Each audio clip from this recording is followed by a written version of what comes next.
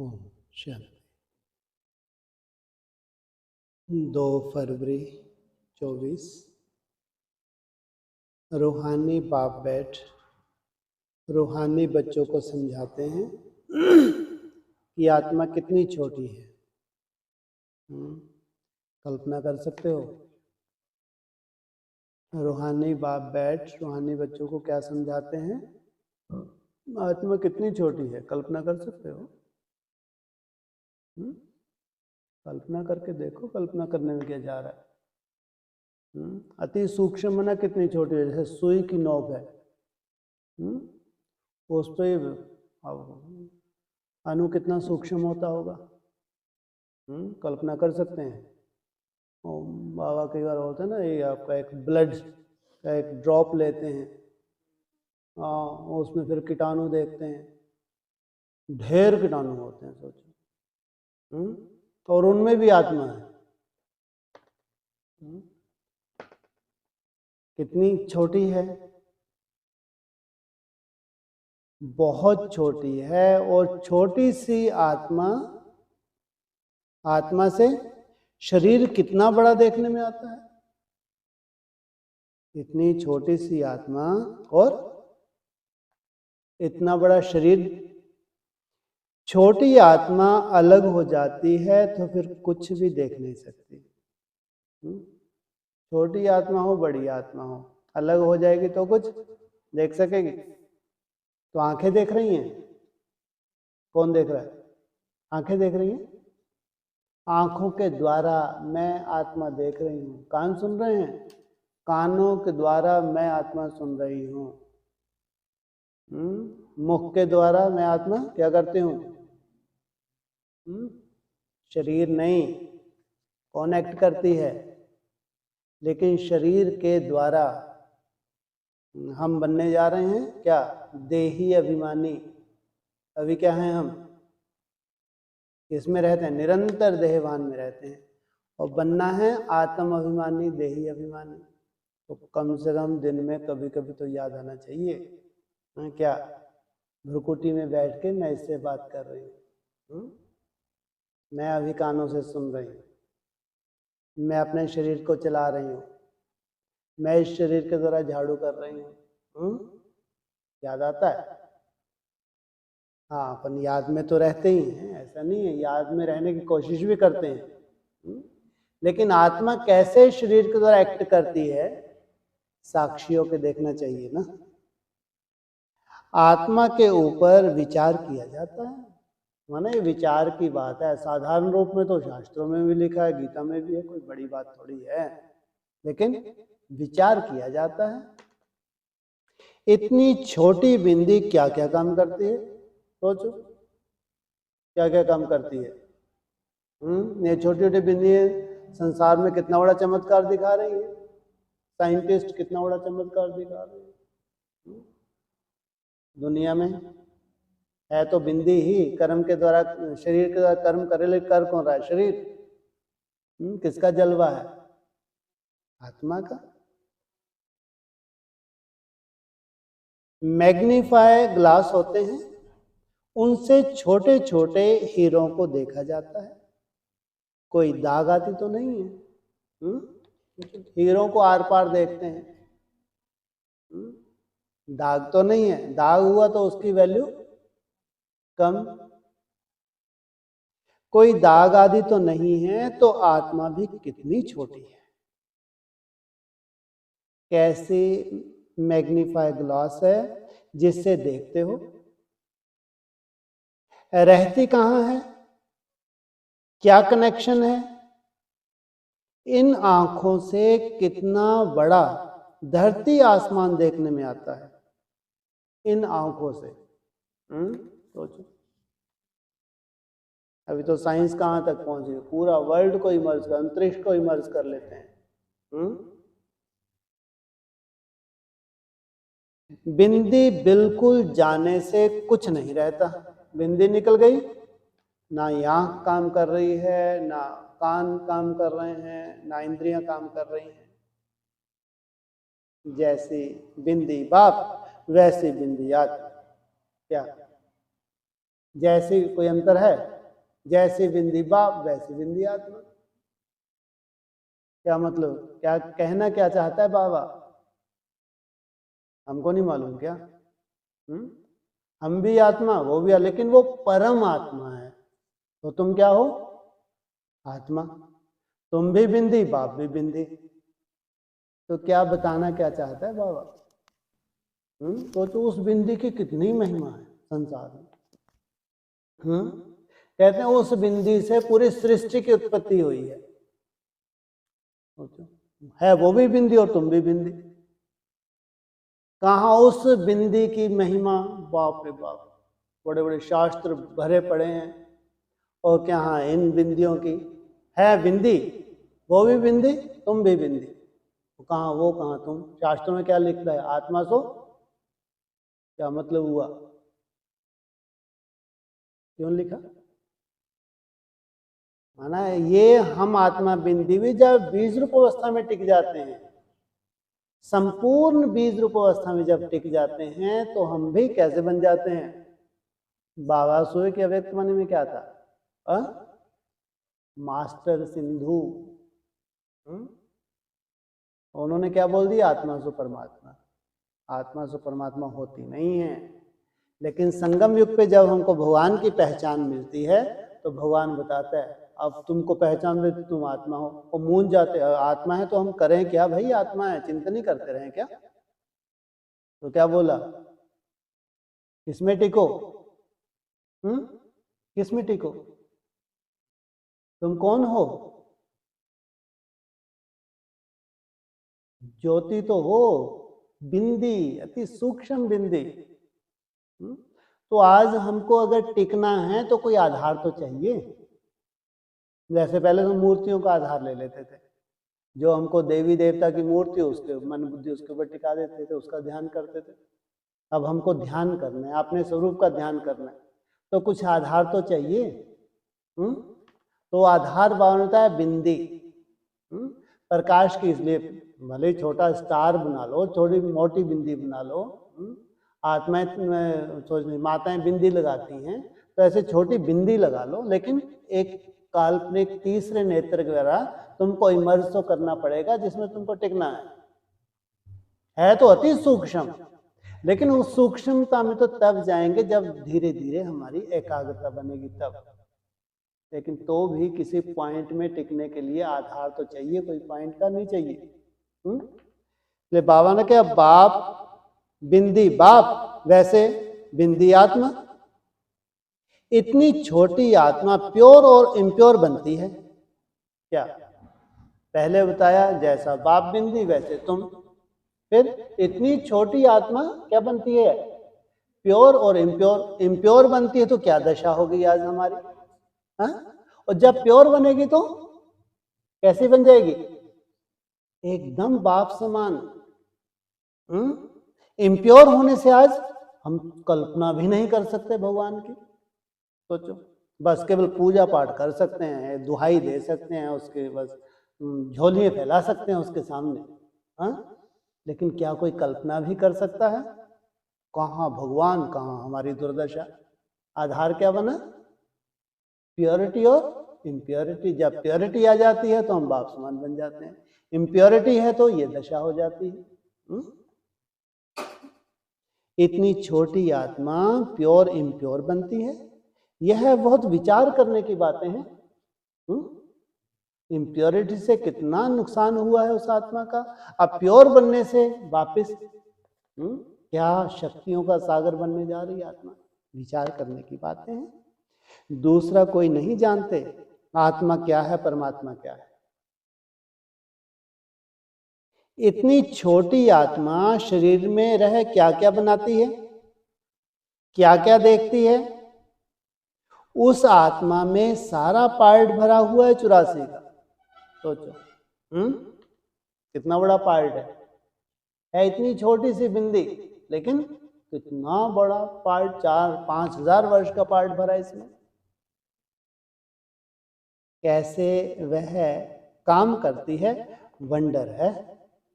इतनी अजीब है ये, वो काम कैसे करती है।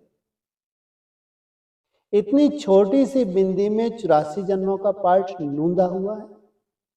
एक शरीर छोड़ दूसरा लेती है, ये समझ क्यों दे रहे हैं बाबा? क्या एक शरीर छोड़ दूसरा लेती है तो हमको कैसा दिखना चाहिए? अगर कोई शरीर छोड़ दे या हम भी उस स्टेज में हो तो क्या दिखना चाहिए हमको? ये शरीर छोड़ा, जाके दूसरा फटाक से धारण करना है। माना इसमें कोई वो बात नहीं है कि बहुत अजूबा हो गया, फलाने ने शरीर छोड़ दिया, क्यों छोड़ दिया, कैसे छोड़ दिया, अज्ञानता है ना। भगवान तुमको अज्ञानता से निकालना चाहता है। ये आत्मा तो जन्म जन्मांतर पार्ट की नूंद है, एक शरीर छोड़ दूसरा धारण करती है। अभी आप अपने पिछले जन्म के माँ बाप को, भाई बहनों को याद करो, आता है? अब शरीर छोड़ दोगे आएगा? इनको ले जाके खड़े भी कर दो तो स्वीकार नहीं करोगे आप, सोचो। अगर कोई बच्चा होता है पिछले जन्म की स्मृति भी आ जाती है ना माँ बाप का लगाव जाता है ना बच्चे का लगाव जाता है उन संबंधियों में। केवल अज्ञानता किसमें है? शरीर के आधार से हम अज्ञानी बन गए, इसलिए बाप समझा रहे हैं। एक शरीर छोड़ दूसरा लेती है। शरीर से आत्मा निकल गई तो शरीर मर गया। शरीर मर गया तो क्या हो गया? शरीर से संबंधित सब कुछ खल्लास। जिन जिन के लिए तुम जी रहे थे और पूरी दुनिया ही तुम्हारी बदल, आज जहां तुम जाके जन्म लोगे पूरी फिर नई दुनिया। सोचो कितना बड़ा शरीर है और कितनी छोटी आत्मा है। यह भी बाबा ने बहुत बार समझाया है कि मनुष्यों को कैसे पता पड़े कि यह सृष्टि का चक्र हर 5000 वर्ष बाद फिरता है। किनको? दुनिया को बताने की बात नहीं है, लेकिन जिन्होंने पिछले अनेक जन्मों में मनन चिंतन किया है वो है मनु की औलाद मनुष्य। ये मनुष्य नहीं है जो भक्ति मार्ग में धक्के खा रहे हैं। तो कहते हैं रावण के वंश चलता है। बाबा ने क्या बोला मुरली में? कितने कड़े शब्द बोलते हैं। भक्ति मार्ग मुर्दाबाद बोलते हैं और ज्ञान मार्ग बोलते हैं जिंदाबाद, है ना। ये मनुष्य वो मनुष्य नहीं है। ये कौन से मनुष्य है? जिन्होंने अनेक जन्म मंथन किया है, मनन चिंतन किया है। तो उनको समझाना पड़े फलाना मरा, यह कोई नई बात नहीं है। बैठ बैठ के आंसू ही बहाते रहें, कई साल तक गम लेके बैठे रहें। उनकी आत्मा ने यह शरीर छोड़ दूसरा लिया। ज्ञानी तो आत्मा क्या देखेगी? इन्होंने ये शरीर छोड़ा, अच्छा अब दूसरे शरीर में जाएगी। आधार क्या रहेगा दूसरे शरीर में जाने का? उसके संस्कार, जो भी संस्कार उसने धारण किए हैं वैसे ही जाके उन परिस्थितियों में ही जाके उसको जन्म लेना है। 5000 वर्ष पहले भी इस नाम रूप को इसी समय छोड़ा था। हूबहू ड्रामा रिपीट होता है। आत्मा जानती है हम एक शरीर छोड़ दूसरे में प्रवेश करती हूँ। अभी तुम शिव जयंती मनाते हो, क्या मनाने जा रहे हो? एक वो तो एक दिन की मनाते, तुम कितने दिन की मनाने जा रहे हो? है? हाँ, लगभग 1 महीना ही मान लो। ये है असली मनाना। दिखाते हो 5000 वर्ष पहले भी शिव जयंती मनाई थी। वाह। ये जो तुम मनाने जा रहे हो 2024 की, ये तुमने पहले कब मनाई थी? इतनी धूमधाम से मनाई होगी। ये तो हर साल मनाती हैं। इनका क्या है? भक्ति मार्ग की तरह मोमबत्ती जलाए, जितने इतनी शिव जयंती तो इतनी मोमबत्ती जला ले, VIP बुला ले, ब्रह्मा भोजन खा ले, फुर्सत हो है। भक्ति मार्ग तुम्हारी यादगार बन जाए। तुम्हारा मनाना क्या है? यादगार बन जाए, वो तुमको अनुभूति पूरा संगम युक्त, जब तक तुम्हारा शरीर है अनुभूति तुम्हारी बनी रहे। ये है असली मनाना। क्यों? क्योंकि साथ साथ क्या होता है तुम्हारा भी? हाँ, अकेला शिव नहीं आता है, साथ साथ बच्चों का भी तीसरा नेत्र खोलते हैं। ये है मनाना। तो दिखाते हो 5000 वर्ष पहले भी शिव जयंती मनाई थी। हर 5000 वर्ष बाद शिव जयंती जो हीरे तुल्य है मनाते ही आते हैं। जो हीरे तुल्य है क्या? शिव जयंती एक भक्ति मार्ग की, और एक जो हीरे तुल्य है, वो तो एक ही बार होगी या बार बार होगी? और जब हीरे तुल्य तुम मनाओगे तो तुम कैसे बन जाओगे? कैसे बन जाओगे? भी हीरे जैसा बन जाओगे। कितनी ज्ञान की चमक तुम में आ जाएगी, कितनी भरपूर लाइट होगी। कोई दाग होगा तो वो हीरा कैसा होगा? दाग है किसी हीरे में तो वैल्यू है, और नहीं तो ये शिव जयंती कैसी है? बेदाग हीरा, एकदम बाप समान। यह सही बातें हैं, विचार सागर मंथन करना होता है जो औरों को समझा सके। यह त्योहार होते हैं, तुम कहेंगे नई बात नहीं, हिस्ट्री रिपीट होती है, जो फिर 5000 वर्ष के बाद जो भी पाठधारी हैं वह अपना शरीर लेते हैं, एक नाम रूप देश काल छोड़ दूसरा लेते हैं। इस पर विचार सागर मंथन कर ऐसा लिखें जो मनुष्य वंडर खाएं। कितनी वंडरफुल ये लीला है, कितनी वंडरफुल आत्मा है, कैसे जन्म जन्मांतर ये पार्ट बजाती है। बच्चों को हम पूछते हैं ना, आगे कब मिले हो? इतनी छोटी आत्मा से ही पूछना होता है। बाबा आत्मा से पूछते हैं, शरीर से पूछते हैं? किसको देखते हैं? भ्रुकुटी में आत्मा को देखते हैं। इतनी छोटी आत्मा से ही पूछना होता है, तुम इस नाम रूप से आगे कब मिले थे? आत्मा ने सुना तो बहुत कहते हैं, हाँ बाबा आपसे कल पहले मिले थे।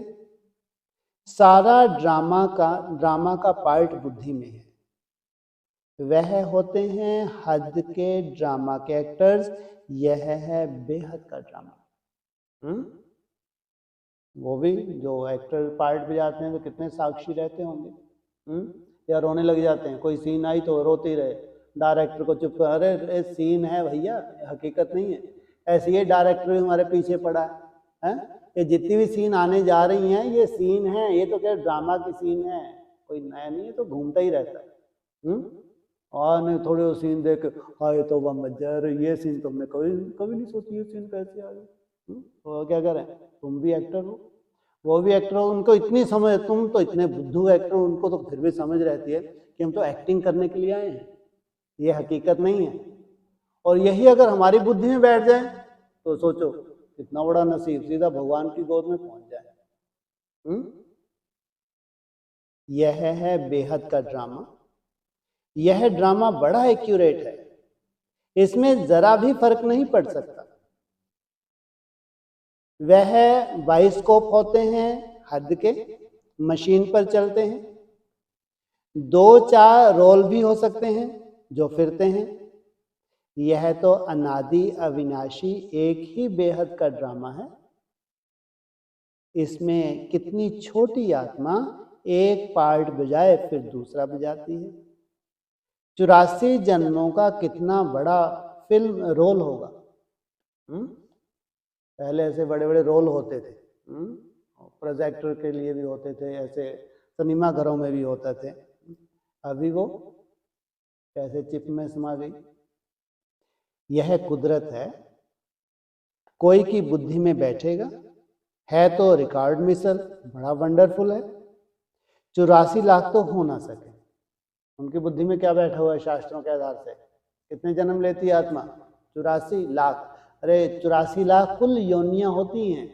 कुल योनियां कितनी होती हैं? 84 लाख। लेकिन मनुष्य ऐसे नहीं कुत्ता बिल्ली बनेगा।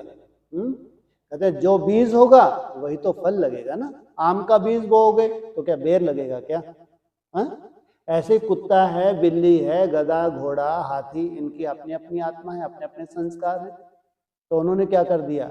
हाँ, ये है, हमारे ऋषियों ने भय बिठाया था शास्त्रों में कि ऐसे ऐसे कर्म करेंगे तो ऐसे ऐसे जन्म लेना पड़ेगा। तो अच्छा ही हो वो भय की वजह से हम कम से कम बुरे कर्मों से बचे। लेकिन अभी भगवान आके तुमको हकीकत बता रहे कि सच्चाई क्या है। तो 84 लाख तो हो ना सके, 84 का ही चक्कर है। इनकी पहचान कैसे दी जाए? अखबार वालों को भी समझाओ तो डालेंगे, मैगजीन में घड़ी घड़ी डाल सकते हैं। हम इस संगम के समय की ही बातें करते हैं। सतयुग में तो यह बातें होती नहीं, ना कलयुग में होंगी। जानवर आदि जो कुछ भी हैं सबके लिए कहेंगे, फिर 5000 वर्ष के बाद देखेंगे, फर्क नहीं पड़ सकता। ड्रामा में सारी नूंद है, इसका मतलब कितनी योनियां बताई? 84 लाख। और तुम्हारे कितने जन्म होते हैं? ज्यादा से ज्यादा 84। तो इन योनियों का भी तो हिसाब किताब है ना। जैसे मच्छर, आप पूछो बुजुर्गों से, उससे पीछे चले जाओ, मच्छर ही नहीं थे। तो और अभी देखो शहरों की क्या दुर्दशा है, गांव की देखो क्या हालत होगी। अभी हिमालय में चले जाओ, आपको बहुत कम मच्छर मिलेंगे। अभी जहां जहां मच्छर मिलने लगे वो कह रहे पहले ये मच्छर ही नहीं थे। अभी शहरों से ये भी जीपों में बैठ बैठ के पहुंच गए। कहीं तो पहुंचे हो ना, आप घूमने फिरने जाएंगे तो अपने साथ बंद करके ले गए, हो गया काम। माने जितनी भी योनियां गंदी गंदी ही कहो, जितनी दुखदाई हैं, ये पहले नहीं थी। जितनी इतनी हमारे में गिरावट आती गई, ये योनियां भी बढ़ती गई और दुखदाई है। तो ड्रामा में सारी नोंद है। सतयुग में जानवर भी बहुत खूबसूरत होंगे। सोचो, सुअर वुअर होगा वहां, भैंसा वैंसा, ऐसे जानवर जो देखने में कैसे होते हैं। भैंस कैसी दिखती है, भैंसा कैसा दिखता है, सुअर, गैंडा, कैसे भद्दे से नहीं इनकी शक्लें तो देखो। तो वहां जानवर भी कैसे होंगे? एकदम सुंदर सुंदर होंगे, खूबसूरत होंगे। यह सारी वर्ल्ड की हिस्ट्री ज्योग्राफी रिपीट होगी, माना उन योनियों का भी हिसाब किताब है, उनको भी रिपीट होना है। जैसे ड्रामा की शूटिंग होती है, मक्खी उड़ी वह भी निकल गई तो फिर रिपीट होगी। अब हम इन छोटी छोटी बातों का ख्याल नहीं करेंगे, ये मक्खी क्यों निकली, 5000 वर्ष के बाद यही निकलेगी, है? ये छोटी छोटी बातों का ख्याल नहीं करेंगे। पहले तो बाप खुद कहते हैं, हम कल कल संगम युगे इस भाग्यशाली रथ पर आता हूं। आत्मा ने कहा, कैसे इसमें आते हैं? इतनी छोटी बिंदी है। उनको फिर ज्ञान का सागर कहते हैं। कौन? वो इतनी छोटी बिंदी है, वो कैसे आते हैं? उनको ज्ञान का सागर कहते हैं। यह बातें तुम बच्चों में भी जो समझू हैं वह समझ सकते हैं। हर 5000 वर्ष के बाद आता हूं। कितनी बार आता हूं? कल्प में एक ही बार आता हूं। तो कितने भाग्यशाली हैं हम। पूरे कल्प में एक ही बार आया तो हमने उसको पहचाना। तो कितने भाग्यशाली हैं। कहाँ ये 800 करोड़ आत्माएं, और कहाँ हम। कितने धर्म हैं, कितने मजहब हैं, कितने मठ पंथ हैं, सोचो। और वहां से निकाल निकाल के, सोचो, क्रिश्चियन धर्म में फंसे हुए थे उनको भी निकाला, मुस्लिम धर्म में फंसे थे उनको निकाला। मतलब हर धर्म की आत्मा आज ब्रह्मा कुमार कुमारी है। सोचो आप, इसको कहते हैं भगवान का कार्य। वो किसी एक से बंधा हुआ नहीं है। भगवान का ज्ञान भी कैसा होगा? सब धर्म वालों के लिए होता है। कितना वंडरफुल है। कितनी बार आता है? एक ही बार आता है, और अपने बच्चों के कल्याण के लिए। उन बच्चों का कल्याण हुआ तो पूरी सृष्टि का कल्याण हो जाता है। कितनी यह वैल्यूएबल पढ़ाई है। बाप के पास ही एक्यूरेट नॉलेज है जो बच्चों को देते हैं। ये मानते हैं जितने भी लाल पीले कपड़े वाले हैं, साधु सन्यासी बिल्कुल नहीं मानते। अरे हमारे शास्त्रों में तो ऐसा ऐसा लिखा है, ये कैसे हो सकता है? बाप उनको पढ़ाने भी नहीं आए हैं। किनको पढ़ाने आ रहे हैं? तुम बच्चों को। और तुम्हारी बुद्धि में ही बैठता है ये सब। तुम्हारे से कोई पूछे, तुम झट कहेंगे सतयुग की आयु कितनी है?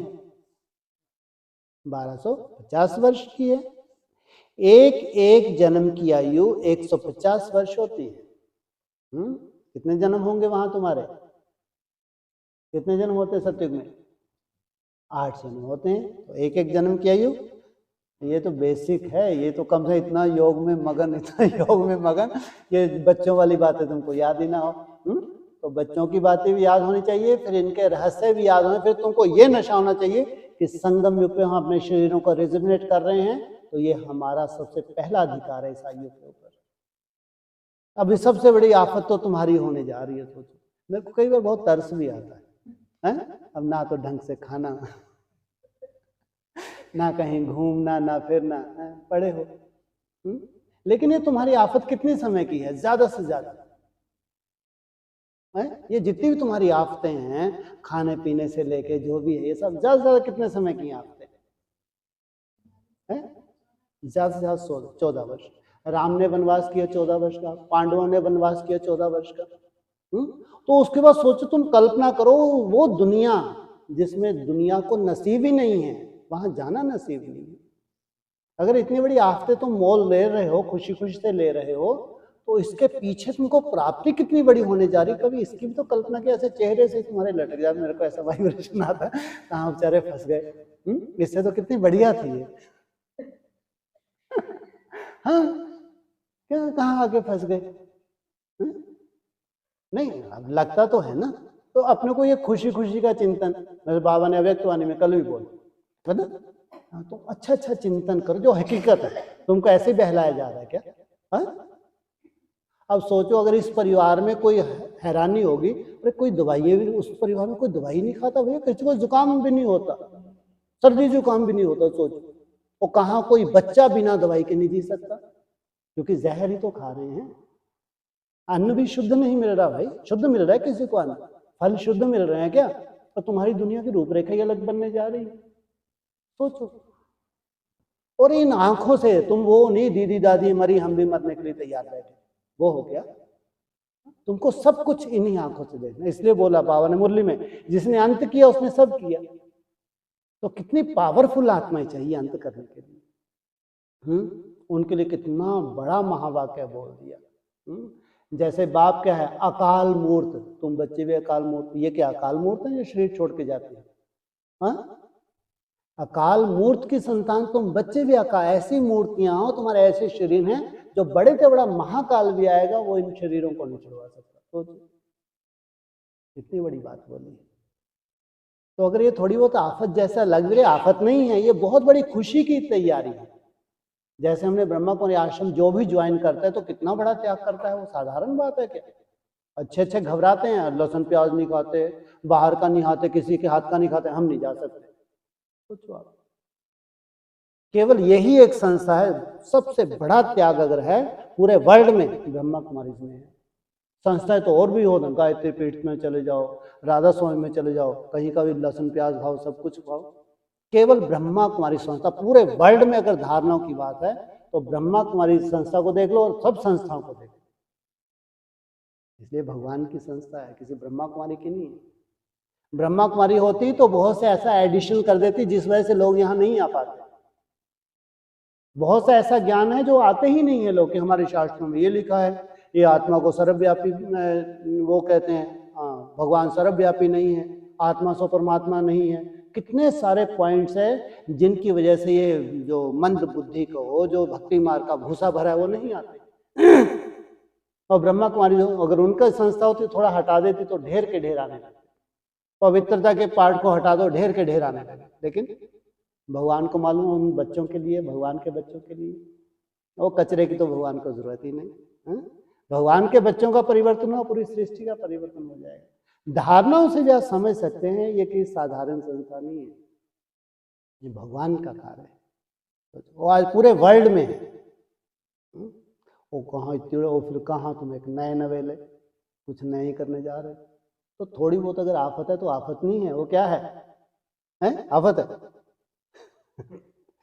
एक बड़ी खुशी की तैयारी, अविनाशी खुशी की तैयारी।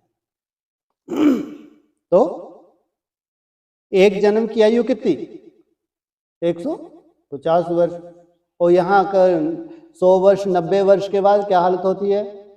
सर भी हिलता रहता है, फिर वो कान में जाके बोलते हैं, दादा खाना खा लो। हाँ बेटा, हाँ खाता हूँ। जबान भी लटक गई, जीभ भी लटक गई, अंदर भी नहीं जा रहा दादा के। हमारा दादा 100 वर्ष का है तो लटक लो दादा के साथ। और फिर अंदर ही अंदर कहते हैं दादा जाए, और दादा भी बोलते हैं भगवान उठा लो, क्योंकि नरक हो गया ना। लगभग 90 साल के बाद नरक शुरू हो जाता है। 90 साल कोई जी लिया, बहुत बड़ी बात है ये। जीना कोई बड़ी बात नहीं है 100 साल, लेकिन वो अभिशाप है। ना देखने को मिल रहा है, ना सुनने को मिल रहा है, ना ढंग से खा पा रहे हैं। दो पकड़ के उठा रहे हैं, फिर दादा को बिठा रहे हैं। तो दादा भी छूटना चाहता है, वो जब दादा जाए कितने बढ़िया, पता नहीं कितने साल और जिएगा। सोचो, यहाँ तो जीवन अभिशाप हो जाता है एक निश्चित समय सीमा के बाद। सोचो, तो तुम्हारा जीवन कभी अभिशाप होता है? जितनी लंबी आयु उतना लास्ट तक सुख, और लास्ट में तुमको पहले साक्षात्कार होता है, अब शरीर छोड़ना है, जहां जाके जन्म लेना है जन्म, और यो ऐसे बैठे बैठे योग में शरीर छोड़, 2500 वर्ष तक यही रूपरेखा चलती है। कितनी बड़ी प्रारब्ध है, कभी तुमने कल्पना की है? त्याग बड़े से बड़ा लगता है, क्या कितना त्याग करना पड़ रहा है, यहाँ आके ये है वो, प्रारब्ध कितनी बड़ी है। 9 लाख आत्माओं की प्रारब्ध भी सोचो कितनी बड़ी है, 9 लाख आत्मा सोचो। इसलिए भाई फर्स्ट डिनाइस्टी की कुछ तो ऐसी खसूसियत होगी जो 9 लाख में आए, जिन्हें नई सृष्टि की शुरुआत हुई। कितनी बड़ी बात है।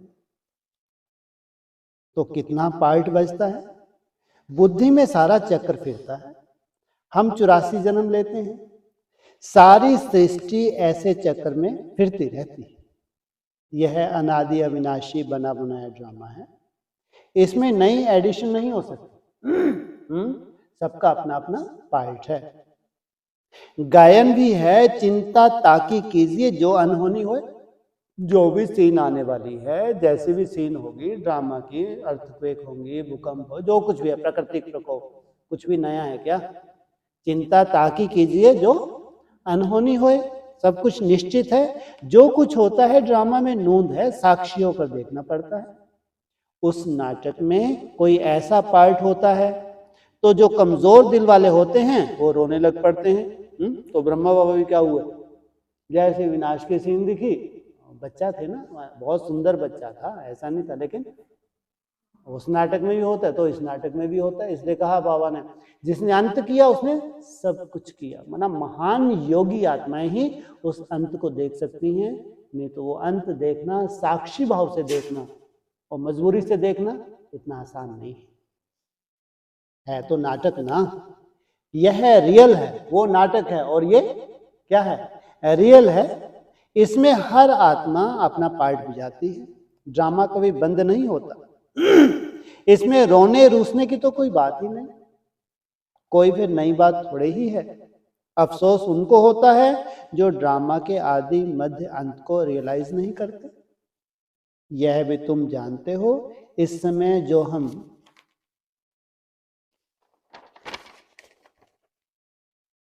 इस ज्ञान से पद पाते हैं, चक्कर लगाकर फिर वही बनेंगे। यह बड़ी आश्चर्यवत विचार सागर मंथन करने की बातें हैं। इसलिए तुम योग में बैठते हो, तुमको अपनी पूरी हिस्ट्री ज्योग्राफी का भी साक्षात्कार होता है कि द्वापर कलयुग में हिस्ट्री में किस किस नाम रूप से तुमने पार्ट बजाया है, वो भी साक्षात्कार होता है। कोई भी मनुष्य इन बातों को नहीं जानते। ऋषि मुनि भी कहते थे हम रचता और रचना को नहीं जानते हैं। उनको क्या पता कि रचता इतनी छोटी बिंदी है, वह नई सृष्टि का रास्ता है। वो इतनी जो छोटी बिंदी है जिसको सिंधु कहा जाता है, वो इस सृष्टि पे आते हैं। तो जब नई सृष्टि की शुरुआत होनी होती है, नई सृष्टि रचने के लिए आते हैं। वह नई सृष्टि का रचता है, तुम बच्चों को पढ़ाते हैं, ज्ञान का सागर है। यह बातें तुम बच्चे ही समझते हो, तुम थोड़े ही कहेंगे हम नहीं जानते। तुमको बाप इस समय सब समझाते हैं। तुमको कोई भी बात में अफसोस करने की जरूरत नहीं है। कोई भी बात हो जाए, कैसी भी हो, उसमें कोई अफसोस नहीं करना है, सदैव हर्षित रहना है। उस ड्रामा की फिल्म चलते चलते घिस जाएगी, पुरानी हो जाएगी, फिर बदली करेंगे, पुरानी को खलास कर देते हैं। यह तो बेहद का अविनाशी ड्रामा है। ऐसी ऐसी बातों पर विचार कर पक्का कर लेना चाहिए। जैसे उस फिल्म की बदली हो जाती है, घिस जाती है, ऐसे इसकी भी आयु है 5000 वर्ष, उसके बाद फिर इसको बदली करते हैं। ड्रामा है यह। हम बाप की श्रीमत पर चल पति से पावन बन रहे हैं, और कोई बात खो नहीं सकती जिससे हम पति से पावन बन जाएं अथवा तमो प्रधान से सतो प्रधान बने। पार्ट बजाते बजाते हम सतो प्रधान से तमो प्रधान बने हैं, फिर सतो प्रधान बनना है। ना आत्मा विनाश को पा सकती, ना पार्ट विनाश को पा सकता। ऐसी ऐसी बातों पर कोई का विचार नहीं चलता। मनुष्य तो सुनकर वंडर खाएंगे, वह तो सिर्फ भक्ति मार्ग के शास्त्र ही पढ़ते हैं। रामायण, भागवत, गीता आदि वही है। इसमें तो विचार सागर मंथन करना होता है। वहाँ कोई विचार सागर मंथन करने की बात नहीं है, भागवत पढ़ेंगे, गीता, रामायण। लेकिन यहाँ क्यों बोला बाबा ने? यहाँ मुरली रोज उन्होंने पढ़ी सुनाई, अव्यक्तवाणी पढ़ी सुनाई। बाबा क्या कह रहे हैं? इसमें विचार सागर मंथन करना होता है। माना उस वक्त जब ये मुरली चली थी तो उस वक्त बाबा ने जो बातें बोल गए तो कितना बेहद के उसके रहस्य होंगे, इसलिए बोल गए इसमें विचार सागर मंथन करना होता है। मनुष्य तो सुनकर वंडर खाएंगे, वह तो सिर्फ भक्ति मार्ग के शास्त्र ही पढ़ते हैं, रामायण भागवत गीता आदि वही है। इसमें तो विचार सागर मंथन करना होता है। बेहद का बाप जो समझाते हैं उनको ज्यों का त्यों हम धारण कर लें तो अच्छा ही पद पालें। सब एक जैसी धारणा नहीं कर सकते, कोई तो बहुत महीनता से समझाते हैं। आजकल जेल में भी भाषण करने जाते हैं, वैश्याओं के पास भी जाते हैं, गूंगे बहरों के पास भी बच्चे जाते होंगे, क्योंकि उन्हों का भी हक है। कैसा ज्ञान है? बाबा कहते हैं जिन्होंने पूरा चक्कर लगाया है वो कहीं भी होगा तो उसकी बुद्धि में बैठना है, तो सबके पास ये ज्ञान जाना चाहिए। इशारे से समझ सकते हैं कौन? जो गूंगे हैं, बहरे हैं, कोई चित्रों से कोई इशारे से समझ सकते हैं। आत्मा समझने वाली तो अंदर है ना, चित्र सामने रख दो पढ़ तो सकेंगे ना। बुद्धि तो आत्मा में है ना। भल अंधे लूले लंगड़े हैं परंतु कोई ना कोई प्रकार से समझ सकते। अंधों के कान तो हैं। तुम्हारी सीढ़ी का चित्र तो बहुत अच्छा है। यह नॉलेज कोई को भी समझाकर स्वर्ग में ले जाने लायक बना सकते हो। अंधों को क्या है? कान तो हैं, सुन तो सकते हैं, आंखें नहीं हैं। यहाँ बेहद में भी हाँ कान तो हैं, यूट्यूब पे डालते जाओ। हाँ अंधे हैं बेचारे तो क्या करो, नहीं भगवान को पहचाना हुआ, लेकिन सुन तो सकते हैं। आत्मा बाप से वर्षा ले सकती है, स्वर्ग में जा सकती है। कार के आर्गन्स डिफेक्टेड हैं, वहां तो लूले लंगड़े होते ही नहीं। कहाँ? हाँ सत्युग में कोई भी लूला लंगड़ा नहीं होगा। वहां आत्मा और शरीर दोनों कंचन मिल जाते हैं। कंचन माना ऐसे कोई कांच के मिल जाएंगे, पानी पिएंगे तो गले से दिखेगा आर पार। कहानी तो देखो कैसे, वो रानी ने पानी पिया आर पार गले में दिखने लगा। ये तो कहानी है, काल्पनिक है। लेकिन कंचन माना व्याधि रहित, कोई व्याधि नहीं, वहां कोई हॉस्पिटल नहीं होता, कोई डॉक्टर नहीं होता। प्रकृति भी कंचन है। नई चीज जरूर सतो प्रधान होती है, यह भी ड्रामा बना हुआ है। एक सेकंड ना मिले दूसरे, कुछ ना कुछ फर्क पड़ता है। ऐसे ड्रामा को ज्यों का त्यों साक्षी होकर देखना है। यह नॉलेज तुमको अब मिलती है, फिर कभी नहीं मिलनी। आगे यह नॉलेज थोड़े ही थी।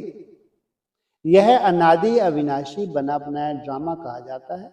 इसको अच्छी रीति समझ और धारण कर किसी को समझाना है।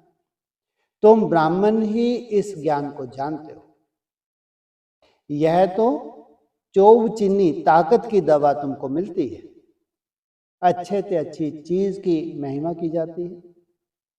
नई दुनिया कैसे स्थापन होती है, फिर से यह राज्य कैसे होगा, तुम्हारे में भी नंबरवार जानते हैं। सब नहीं जानते, सब तो भी क्या करें, 37 आएगा बस ऐसे चारों तरफ प्रकाश, ऐसे चमत्कार, ये हो जाएगा वो हो जाएगा। इसलिए कहा तुम्हारे में भी नंबरवार जानते हैं। जो जानते हैं वह दूसरों को समझा भी सकते हैं, बहुत खुशी रहती है। किन्हों को तो पाई की भी खुशी नहीं रहती। सबका अपना अपना पार्ट है। जिनको बुद्धि में बैठता होगा, विचार सागर मंथन करते होंगे तो दूसरों को भी समझाएंगे। तुम्हारी यह है पढ़ाई जिससे तुम यह बनते हो। तुम कोई को भी समझाओ कि तुम आत्मा हो। आत्मा ही परमात्मा को याद करती है। आत्मा सब ब्रदर्स हैं, कहावत है गॉड इज वन। बाकी सब मनुष्यों में आत्मा है। सब आत्माओं का पारलौकिक बाप एक है। जो पक्के निश्चय बुद्धि होंगे उनको कोई फिरा नहीं सकते। कच्चे को जल्द फिरा देंगे, सर्वव्यापी के ज्ञान पर कितनी डिबेट करते हैं? केवल एक यही धर्म है जो सर्वव्यापी भगवान को नहीं मानता। सोचो कितनी बड़ी बात है, ये भगवान ही बोल सकता है। चाहे मुसलमानों में चले जाओ, क्रिश्चियन में चले जाओ, हिंदुओं में, कहीं भी किसी मजहब में चले जाओ, सब भगवान को, उनको बहुत बड़ी महिमा कर रहे हैं, भगवान सर्वव्यापी है। लेकिन केवल ये एक ज्ञान ऐसा है, भगवान ने कट। क्यों कट किया? सर्वव्यापी कहने से महिमा नहीं हुई, उस एक को भूल ही गए, उस एक के कर्तव्य को भूल गए। वो कब आता है, क्यों आता है, किस लिए आता है? सोचो कितना बड़ा अज्ञानता हो गई। वह भी अपने ज्ञान पर पक्के हैं। हो सकता है हमारे इस ज्ञान का ना हो। उनको देवता धर्म का कैसे कह सकते हैं? उनकी ये बातें समझ में आएंगी ही नहीं, वो तुम्हारे धर्म का है ही नहीं। आदि सनातन देवी देवता धर्म तो प्राय लोप है, तुम बच्चों को मालूम है। हमारा ही आदि सनातन धर्म पवित्र प्रवृत्ति वाला था, अब तो अपवित्र हो गया है। जो पहले पूज्य थे वही पुजारी बन पड़े हैं। बहुत पॉइंट्स कंठ होंगी तो समझाते रहेंगे। बाप तुमको समझाते हैं, फिर तुम औरों को समझाओ कि यह सृष्टि चक्र कैसे फिरता है। सिवाय तुम्हारे और कोई नहीं जानते। तुम्हारे में भी नंबरवार है। बाबा को भी घड़ी घड़ी पॉइंट्स रिपीट करनी पड़ती हैं, क्योंकि नए नए आते हैं। क्यों करते हैं रिपीट? नए नए भी आते हैं, और तुम्हारी बुद्धि में भी गहराई धीरे धीरे बैठती है। शुरू में कैसे स्थापना हुई तुम्हारे से पूछेंगे, फिर तुमको भी रिपीट करना पड़ेगा। तुम बहुत बिजी रहेंगे। चित्रों पर भी तुम समझा सकते हो। क्या बोला?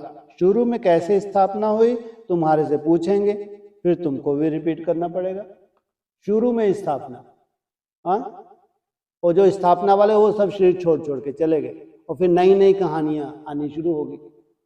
तो तुमसे पूछेंगे आगे चल के, और तुम जो भी मुरली के आधार से साक्षात्कार होते हैं तो वो बताओगे नहीं बताओगे?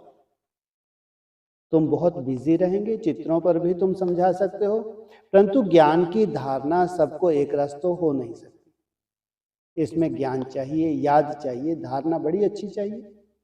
सतो प्रधान बनने के लिए बाप को याद जरूर करना है। किस स्टेज तक जाना है तुमको? सतो प्रधान स्टेज तक। कई बच्चे तो अपने धंधे में फंसे रहते हैं, कुछ भी पुरुषार्थ नहीं करते। यह भी ड्रामा में नूंद है। कल्प पहले जिन्होंने जितना पुरुषार्थ किया है उतना ही करेंगे।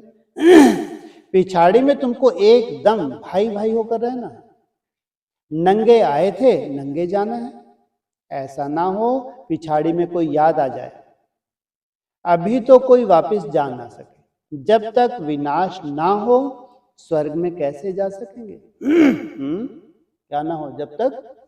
इसका मतलब जब स्वर्ग की स्थापना प्रैक्टिकल हो जाएगी, दूसरी तरफ विनाश का रूप कैसा होगा? बहुत भयंकर होगा।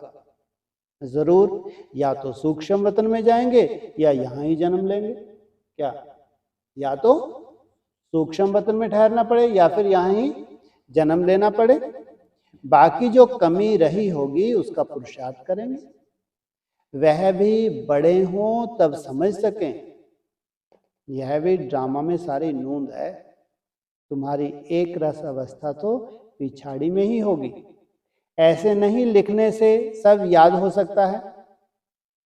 फिर लाइब्रेरी आदि में इतनी किताबें क्यों होती हैं?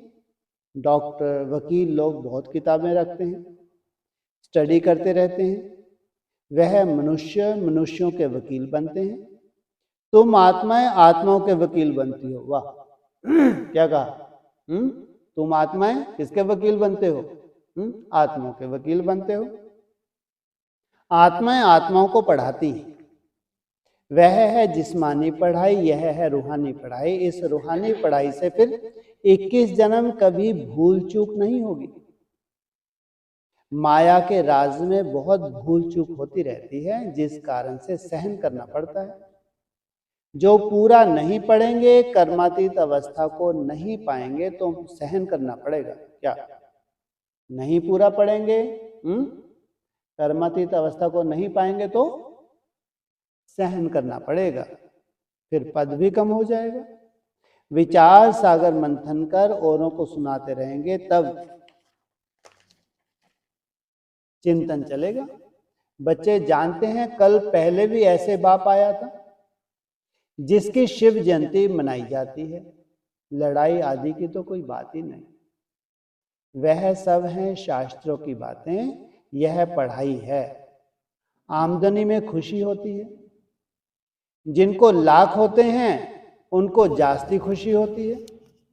कोई लखपति भी होते हैं, अर्थात थोड़े पैसे वाले भी होते हैं। तो जिनके पास जितने ज्ञान रत्न होंगे उतनी खुशी भी होगी। तो कहा इसलिए तुम्हारे ये ज्ञान रत्न क्या बन जाएंगे? स्थूल रत्न। ऐसा नहीं, वहां कहां बन जाएंगे स्थूल रत्न? इसी जन्म में, इसी शरीर से तुम उन स्थूल रत्नों से भी खेलते हो। ओम शांति। है कुछ प्रश्न? नहीं तो ठीक।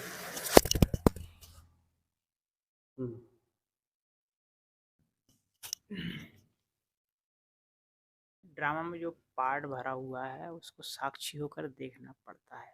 हाँ जी, तो क्या करो, रोना धोना शुरू कर दो। ड्रामा में जो पार्ट है, जो सीन है, बाबा जानता था कि अंतिम सीन बहुत कड़ी सीन है। ये सृष्टि का इतना बड़ा ऑपरेशन होना है, पूरी सृष्टि का इतना बड़ा ऑपरेशन होना है। अब तुमने करोड़ों अरबों तुमने कमा कमा के बड़े बड़े बिजनेस, तुम्हारे ये बड़ी बड़ी नौकरियां टोकरियां, कितने बड़े बड़े, फिर अपने महल माड़ियां, फिर तोते भोते, पता नहीं क्या क्या है बिजनेस तो वो बना रखे हैं। इतने अरब ये स्विस बैंकों में डाल दिए, हमारे जन्म वो खाएंगे, ये खाएंगे, इतनी पीढ़ियों सुख देखेंगे।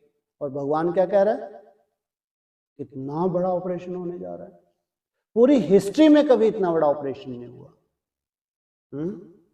पूरी हिस्ट्री में आप बैक चले जाओ, इतना बड़ा ऑपरेशन नहीं हुआ जितना बड़ा ऑपरेशन अभी होने जा रहा है। तो जब इतना बड़ा ऑपरेशन होता है तो हम नष्टोमुहा बन गए। इसलिए बाप हमको याद दिलाता है कि कोई भी सीन को साक्षियों के देखना है। ऐसा ना तो इतनी मेहनत की, इतनी तपस्या की, जो सीन तुमको अच्छी नहीं लगती थी वो सीन आ गई, अब तुम्हारी बुद्धि चकरा गई। अरे भगवान, मैंने इतनी तपस्या की, मैंने इतनी मेहनत की, कम से ऐसी सीन मेरे को तो नहीं देखनी चाहिए थी। हो गया काम। कि ड्रामा में हमारे ही हिसाब किताब है, चाहे हमारे मित्र संबंधी हो, चाहे हमारा शरीर हो, चाहे कुछ भी हो। Nothing new. कल्प पहले माफी किए घूम रहा है, कुछ नहीं, तुम्हारे चिंता करने से, तुम्हारे चिंतन करने से। हाँ, चिंता ताकि कीजिए जो अनहोनी हो। इसलिए साक्षी होके देखना है। जो भी सीन है साक्षी होके देखेंगे तो तुम्हारी अवस्था बनी रहेगी। अवस्था बनी रहेगी तो कहीं तुमको डिसीजन भी लेने होते तो बहुत सुंदर डिसीजन ले लोगे। अवस्था ही बिगड़ गई तो डिसीजन कैसे होते हैं? इसलिए देखना पड़ता है, देखना पड़ेगा। चाहे मजबूरी में देखो, चाहे साक्षियों में देखो, सीन तो सीन ही है। और हम भाग्यशाली, हमको यही तैयारी सालों से करवाई जा रही है। सालों से तैयारी करवाई जा रही है। तो हमारे यहाँ तो ढेर के ढेर छोड़ छोड़ के चले गए। 76 में बोलते थे, फिर 2000 में बोला, 2012 में बोला, 18 में बोला। अरे वो जितना बोला अच्छा ही बोला। तुम्हारे अंदर वैराग आया, तुमने भगवान को याद किया, उस बहाने से अच्छा ही तो हुआ। बाकी जब 100 वर्ष दिया है संगम युग का, तो 13-14 वर्ष में तो पूरी दुनिया भी मान रही है कि बहुत बड़ा परिवर्तन होने जा रहा है। तो भगवान की युक्तियां थी, यहां तक ले आए भगवान वैराग दिलाते दिलाते, और हमने खूब याद कर लिया उसी बहाने से। बाकी सीन तो जो है वो टल नहीं सकती, सीन तो देखनी पड़ेगी, चाहे दुखी होके देखो या साक्षी होके देखो। हाँ जी, ऐसा क्यों बोला?